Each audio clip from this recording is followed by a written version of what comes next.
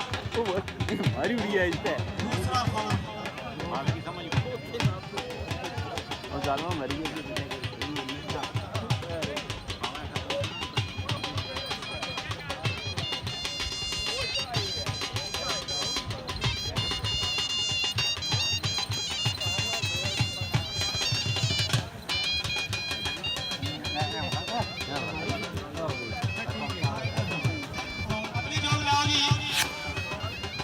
चौधरी अजहर मानी बंदियाल अपनी जोग लियाओ जी।